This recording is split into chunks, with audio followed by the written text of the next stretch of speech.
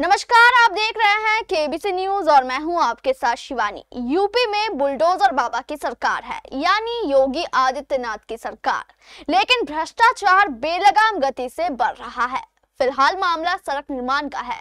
कागजों पर तो सड़क पूरी तरह बनकर तैयार है, वो भी हाई क्वालिटी की, लेकिन वास्तव में सड़क बनी ही नहीं है। वास्तव में सड़क की स्थिति 5-6 सालों से जर्जर है, जिससे स्थानीय लोग परेशान हैं।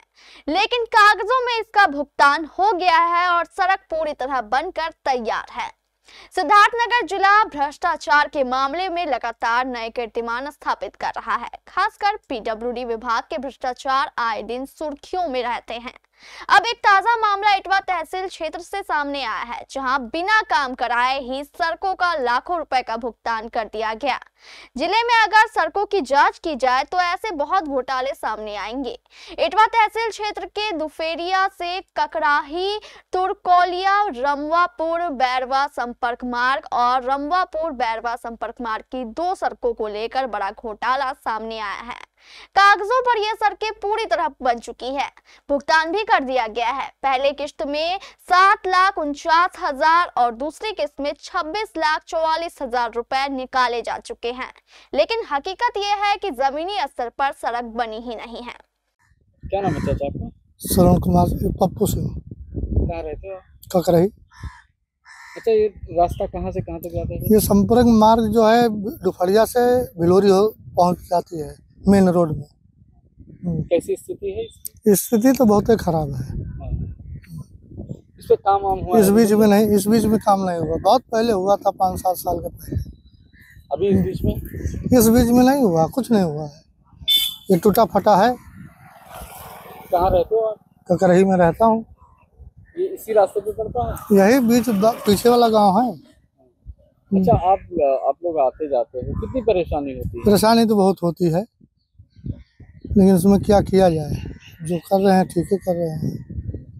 इस पे काम वाम अभी नहीं हो रहा है? अभी बीच में नहीं हुआ है, पहले 2-4 साल के पहले काम हुआ था। किस तरीके का काम हुआ था? काम जो हुआ ठीक है हुआ, मतलब रोड बन गया। अब इसको कौन जाता है देखने की क्या इसमें डाले क्या नहीं डाले, तो उन्हीं सब जाने ना। लेकिन कागजों में इस पे काम हो गया है, लेकिन इस बीच में नहीं हुआ है ना। क्या मांग करेंगे आप सरकार से? सरकार से ही मांग करता हूँ, बढ़िया से रोड बन जाए, फर्स्ट क्लास बन जाए, क्या दिक्कत है। हम सबको यही लालसा है और क्या है। विजयपाल। विजय, कहाँ रहते हो आप? मैना। अच्छा, ये अब बच्चों को लेके जाते हो, स्कूली बच्चों को कहाँ से कहाँ लेके जाते हो? परसा चौराहे से तिरकोलिया तक नहीं। कितनी समस्या होती है? अब तकलीफ तो है, गड्ढा बहुत है। रास्ता कैसा है? रास्ता तो बहुत खराब है। कहाँ से आ रहे हो आप? अब परसा से आ रहे हैं। कहाँ कहाँ बच्चों को छोड़ोगे? ककरही तिरकोलिया। ये दोनों गांव का जो संपर्क मार्ग है वो कैसा है? बहुत खराब है। ये कब बना हुआ है रास्ता? 2-3 साल तो हो गया। कितने दिनों से खराब? अरे ज़्यादा दिन से खराब है जी। क्या चाहते हैं आप? अब रोड बनना चाहिए और क्या। तो बच्चों को लेके जाते हो तो कितनी समस्या होती है? तकलीफ तो हो रहा है, क्या करें अब।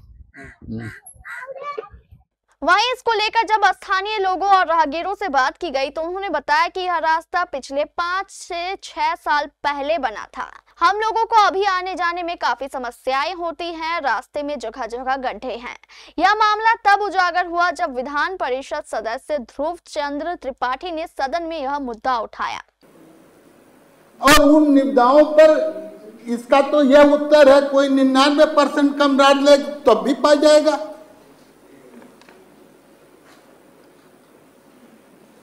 ये मामला माननीय सिद्धार्थनगर से संबंधित है।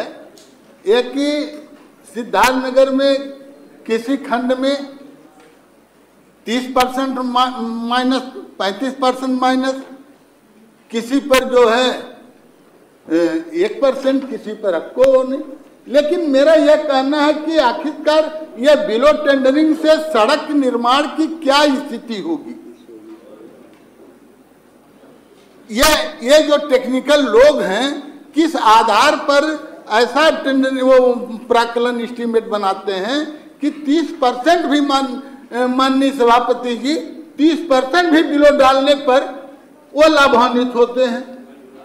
और आजाद भारत के इस सबसे बड़े प्रदेश के 77-78 वर्ष के बाद भी 77 वर्ष के बाद भी यह नहीं बन पाया कि सड़क की गुणवत्ता कब कितने % से रहेगी।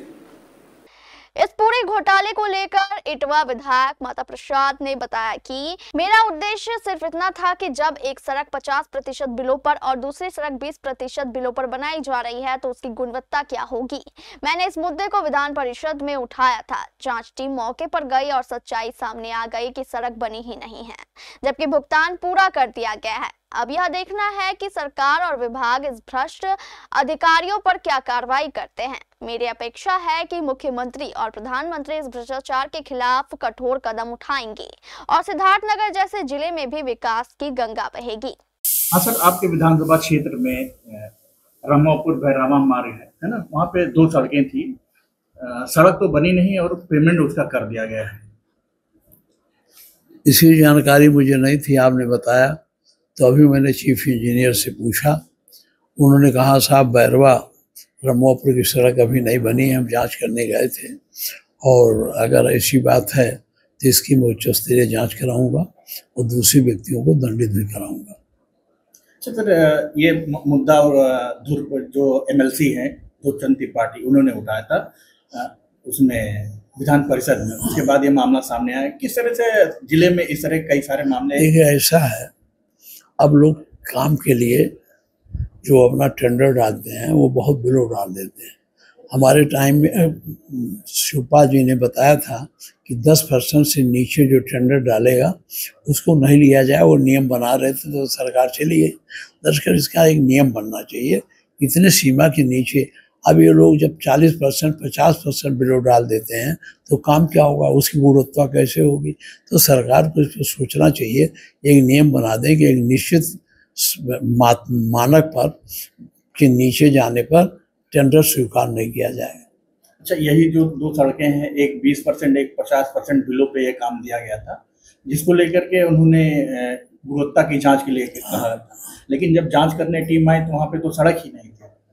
अब हम फिर खुद जांच कर लेते हैं और आवश्यकता हुई तो मैं मुख्यमंत्री जी से कहूँगा कि वही PWD के मिनिस्ट्री देख रहे हैं और मैं प्रमुख सचिव चौहान जी से भी बात करूँगा कि हमारे क्षेत्र में जांच करने गए थे, उसकी पूरी जांच आप अलग से कराइए। वैसे भी आपने भी बताया तो मैंने चीफ इंजीनियर से पूछा, उन्होंने कहा हाँ साहब वो रमापुर वाली नहीं बनी है। आप बताते हैं पेमेंट हो गया। एग्जीक्यूटिव इंजीनियर से पूछा तो कहते कोई पेमेंट नहीं ऐसा हुआ। आपके सामने पूछा है ना। अब इसकी गहन जांच की जरूरत है, मैं खुद लिखूंगा हमारे क्षेत्र का मामला, इसको उच्च स्तरीय जांच कराऊंगा। वहीं इसको लेकर नेता प्रतिपक्ष माता पांडे ने बताया कि इसकी जानकारी नहीं थी। चीफ इंजीनियर से बात हुई है, वह जांच करने आए थे। उन्होंने बताया कि पैसा निकाला गया है लेकिन काम नहीं हुआ, इसकी विधिवत जांच करवाएंगे। जांच टीम मौके से लौटकर लखनऊ चली गई है और अपनी रिपोर्ट शासन को सौंपेगी।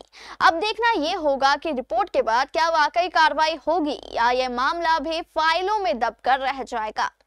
यूपी के सिद्धार्थनगर से संदीप पांडे की रिपोर्ट केबीसी न्यूज के लिए। सर, आपने विधान परिषद में 2 सड़कों का मामला उठाया था इटवा तहसील क्षेत्र के दुफड़िया और रमापुर, और एक सड़क रमापुर से जो है भिलौरी की। क्या मामला है सर? मामला और कुछ नहीं, मेरा उद्देश्य तो यह था कि भाई एक सड़क जो है 50% बिलों पर वो गुणवत्ता परख होगी और उसी तरह की दूसरी सड़क 30% बिलों पर भी गुणवत्तापूर्ण होगी। यह दोनों आश्चर्य का बात उनकी बात है। इसी को लेकर के हमने जिज्ञासा की थी और सदन में मंत्री जी से सिद्धार्थनगर का निवासी होने के नाते कहा था कि सिद्धार्थनगर की जो ग्रामीण सड़कें हैं उनकी स्थिति बड़ी बदतर है।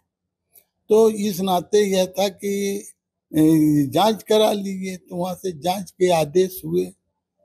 अब तो और बढ़िया हुआ कि विभाग की कलई खुल गई कि वह सड़क बनी ही नहीं थी।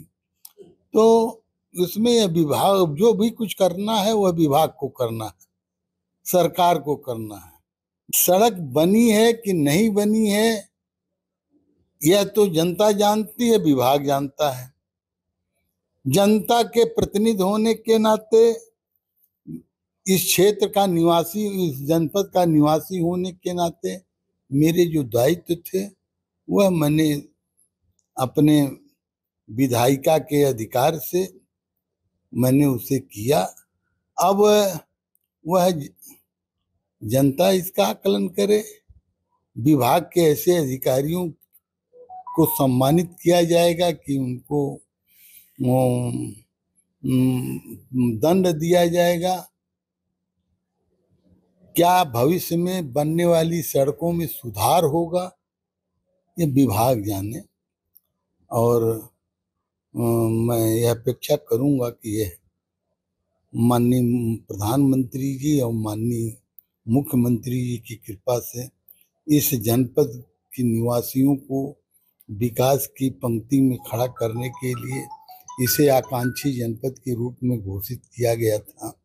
और ऐसे ही अधिकारी यदि ऐसे ही कार्य करते रहेंगे तो निश्चित रूप से उनकी मंशा को विफल करने के लिए खुलेआम दिन दहाड़े पीडब्ल्यूडी के अधिकारियों द्वारा चुनौती दी जा रही है। अब पीडब्ल्यूडी विभाग के अधिकारी किस तरह से कार्य करेंगे, अपनी कार्य प्रणाली सुधारेंगे, यह उनके कार्य क्षेत्र की बात है। लेकिन सरकार का जो स्पष्ट रुख है कि भ्रष्टाचार मुक्त जो है इस प्रदेश में जीरो टॉलरेंस के रूप में सबको कार्य करना होगा।